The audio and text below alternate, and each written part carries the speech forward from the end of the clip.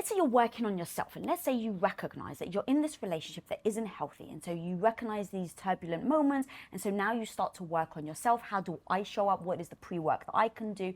And the narcissist partner spots it. They start to see that you are now stepping into your own. You're now becoming independent.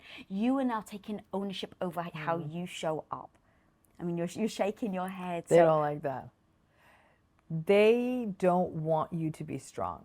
They don't want you to succeed. They don't want you to get away. And they sure as heck don't want you to be independent. Narcissism is about dominance, power, and control. So this idea that they want you to fly off and achieve your potential, not so much, because that's a threat to them. You will never be able to soar higher than the narcissist can, right? In fact, there's an old children's fable. It's called The Eagle and the Wren. And the eagles obviously could fly much higher than all the other birds, and so they decided to have a big contest to see which bird could fly the highest. Well, the wren is a small bird, so the wren tucked into the eagle's feathers, and then at the very top of the race, it went over the eagle. You would think, like, go wren, but actually in the story that all the other birds like kind of kill the wren. They peck the wren to death. How dare you do this to the eagle, right? So it's like the fairy tales even sort of enable the I guess in this case the eagle is the narcissist, but the narcissist sets up the game that nobody gets higher than them. So let's say you're with a narcissist who's killing it, like they're doing great, right? They may actually be able to tolerate a partner getting up to a certain level, but never exceeding them. Right, so that's why some people say, no, there's this person and they're narcissistic, but their partner's doing well. I'm like, is the partner doing better? And they're like, no, but they're doing well. I said, it may be well compared to you, but sure as hell isn't better than the narcissist. So narcissistic people, when they sense, and in fact, when you even get out of a relationship with them, they will, and they see you getting happy, they'll ruin that happiness. They can't. To the narcissistic person, the only frame of reference is theirs. How dare you go succeed and be happy? I'm going to wreck this for you. And so if you're in the relationship with them, and I think a lot of people are thrown by this in narcissistic relationships, because early on, they'll be like, oh, that's cool. And they'll almost think that this new person's success will reflect well on them. But over time, if they sense that that person's success is going to eclipse theirs, or things aren't going well for the narcissist and the person with them is actually doing better, the narcissist will shut that down. They will, and that right there, in a healthy relationship, both partners support the success of the other. That's how we know it's a healthy relationship. So it's not a person saying, they're getting successful, I better knock them down a few notches so they don't get uppity, or they don't leave me, right? That's the insecurity. And there is that insecurity for narcissistic folks. Despite the power, the dominance, the control, which makes them look like a bully, they're actually also afraid of being abandoned and left behind, because at the core of them they're very fragile. So when they feel that fragile and you're not in touch with that fragility, you're going to dominate. A person who's in touch with their fragility may say, gosh, my partner's really succeeding and I'm a little worried, like, am I gonna, I sometimes wonder if I can keep pace, or they're gonna want to keep me around. And then that becomes a conversation saying, I'm so happy for you, and yet I'm having this sort of neurotic fear. And a healthy partner would say, hey, this is us together, and there'll be a soothing, and then that other person will hear that and won't stay as much in that neurotic space, and will actually, and then the succeeding partner will say, hey, I see this potential in you, like, let's use the success I'm having to uplift you, and then both boats rise. But that's only in a healthy relationship. In a narcissistic relationship, no. And I think people get thrown by the narcissist not being happy for them, and then I've seen a lot of people blame themselves, saying, oh, what was I thinking telling them my good news when they weren't having a good day? And I'm saying, yeah. It's a relationship. You should always be able to share. You shouldn't have to think like, ooh, let me assess what kind of day they've had before I tell the fragile narcissist my good news so they don't go crying and yelling and screaming. That's not a relationship. That's really toxic babysitting. So if you're in this relationship then and you're starting to see all this and you try to put up boundaries, like, look, don't let someone, this person's a narcissist, don't let them cross you. So you're starting to work on yourself, you're starting to put up these boundaries, you're starting to try and gain more confidence, and you know that the narcissist is never going to like that, to your point. And so I've heard you talk about they'll try and punish you. Yeah. So where is that fight? So A, I'd love to talk about the types of punishments that people can recognize that behavior. And then B, so where is they're left to go? Like, are you able to still put up boundaries in a narcissistic relationship, or is that always going to be met with a narcissist coming with a sledgehammer to try and break them? Yeah, boundaries are never going to work in a narcissistic relationship, because when you set boundaries, you're exerting an equal amount of power. You're saying we're not doing this. You're basically saying I have power and worth in this relationship too. And there's no room for that in a narcissistic relationship. They're not going to hold space for someone exerting their own sense of self. So you don't get to have boundaries in that relationship. So that's not even an option. There's a lot of different ways that narcissistic people punish people. They abandon people. They withhold from people.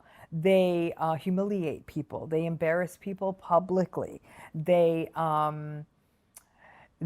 find a little mistake someone makes. So let's say a person is succeeding. They're in a narcissistic relationship, but things are going well. But then one day something doesn't go well. The thing you're building, and there's a bad meeting or someone turns you down. The narcissist will say, ooh, well, someone was getting ahead of themselves. So they'll mock you and they'll passive aggressively bait you. But it's all punitive, you know, whether it's in your face, whether it's passive aggressive, or whether it's them withdrawing. And for some people, they'll say, oh, if I succeed, I'm going to lose my partner. To which I say, then what the hell kind of relationship is this? Does that come back to the fear then? It's like, you know, yes, it doesn't feel like a great relationship, but, you know, I assume narcissists very much will use like, well, you're going to be all alone. What are you going to do without me? I think I've told you in a past episode that I had an ex-boyfriend that said to me, no one's going to love you as much as I love you. Like they start to use that language to press on the fear buttons that you have. So the idea of fear at its most extreme is what we see in sort of coercive or coercively controlling relationships, where everything is governed by fear. But I'd argue that fear is the heart of the narcissistic relationship, right? It's fear that they're going to leave you. It's fear that you're going to say the wrong thing. It's fear of their rage. It's fear of saying the wrong thing. You're constantly afraid of doing or saying or being the wrong thing. So as a person is in a narcissistic relationship, they shrink. They shrink to something that can never offend or get attention away from or bother the narcissistic person. And they also become quite isolated. So because there's a lot of shame. Now that you shrink, you don't even want people to see your shrunken self. So you withdraw and you lose that support. And that support is essential if you're going to ungaslight yourself. The only way to ungaslight yourself is to have people supporting the reality that you witness and see. So that the fear governs everything in a narcissistic relationship. But also, Lisa, there's societal fears. People are afraid of being single. People are afraid of being alone. People are afraid they're getting older if they want children. They can't have children. These kinds of fears that might even be independent of the narcissistic relationship, but yet the person stays in it because they might say, well, this person does make money, and like there's these sort of those societal check boxes, like successful or attractive or whatever they may be. And I want to say the check boxes need to be respect, compassion, kindness, safety, new check boxes, new checklist. But it's that idea too of how people will pathologize people for leaving what looks, at least on paper, like a good relationship. And then the fear people have of, am I going to always live alone? Am I going to grow old alone? To which my response is usually, I don't think you're going to grow old alone, but alone is better than this. At least you can cultivate friendships and go on a vacation without being screamed at, and purchase non-generic food without being yelled at. Whatever it is that's getting the narcissist's goat, like you can do these things without constantly living in fear. But Lisa, I got to be frank with you, because I work with people of all ages, from as young as like late teens all the way to their 70s and 80s. And as people get older, that does become a fear. They'll say it's hard to date when you're in your 60s or 70s, and people say it feels more unsettling to be alone when I'm older. But there's a real tragedy in the sense of, I said, you're nuts if you think this narcissistic person's going to take care of you as you get older and more infirm. And in fact, the heartbreak for some people is They endure years, decades of a toxic, abusive, fear-inducing, narcissistic relationship. Well, at least I won't be alone when I'm old. They do get sick, break a hip, whatever, when they're older. That narcissist doesn't want to take care of them. And after all those years, they recognize they actually were alone all along. Wow. So I know I'm telling you this story on the back end, and we're talking about first dates. No, But I got to tell you, folks, that first date, as nuts as what I'm going to say is going to sound, you're 28, you're a beautiful young thing, the world is your oyster. Someday someone else may be wiping your ass. You better be sure that they're up to the job. I love that shit, girl. That was so fire.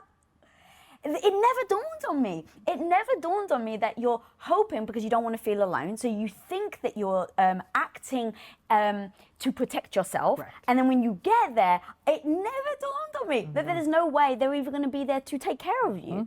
So that was so freaking fun. Okay, there was so much there.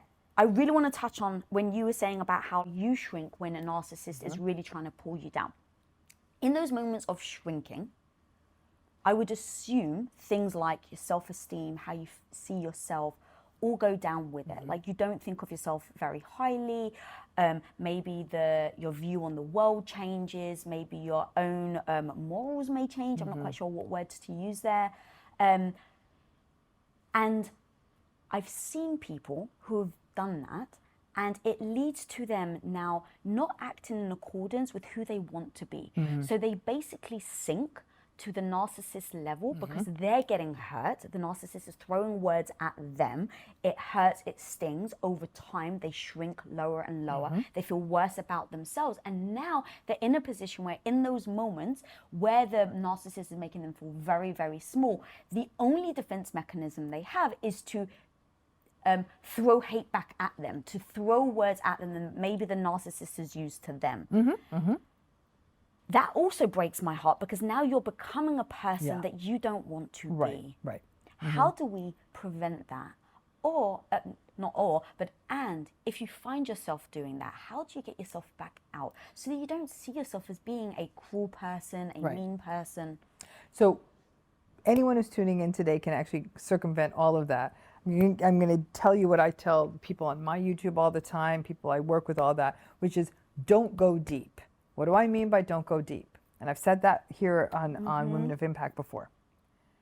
Don't defend, don't engage, don't explain, and don't personalize. The don't engage is a big piece, okay? You're going to shout back. You're going to attack back because you still think there's hope here. If you've ended all hope, then you're not going to engage with the person, right? So I am not going to start having an argument with somebody I don't know. There's no point. I don't know this person. There's no stakes. But the getting into it with the narcissistic person, using their language against them, they're not listening to you. If I can only reiterate something, they are not listening to you. They don't care what you have to say. They don't view you as a separate human being with separate needs and wants. They don't care. So that can help you hold back from the edge of, no matter what I say to this person, it doesn't matter, so I'm just not going to say anything. And you can, because I agree with you, what happens for some people is after spending enough time in the abyss, after peering into the abyss, they fall into the abyss, right? They become the monster. Yeah. And that is not unusual because you're engaging with this difficult, cruel person so much. And then it does really feel like the narcissistic person's winning. But in a way, what we do is we acculturate to our circumstances, right? So if I moved to another country right now, I would start learning the language. I would dress the same way. I'd learn their food and their customs, right? I'd acculturate. Yeah. Now, it's healthy acculturation, right? But there can be unhealthy acculturation. So you may move to a place where actually you're having to become a lot more, I don't know, defensive, or have to live in a way that's much more edgy because it's not as safe. And then you try to bring that back to your life that was safe, and people are like, what are you doing? You know, and it's the same thing in a narcissistic relationship. You acculturate and you acclimatize and you assimilate to the culture of the narcissist, and you become something you don't like. To spot a narcissist, ask these questions and find out. Tell me the story of you. Tell me how you spend your days. Okay? You ask those two questions, you're going to get a lot of data. Pay attention. The other thing you need to pay attention to, this third thing's not a question. It's how are you feeling in your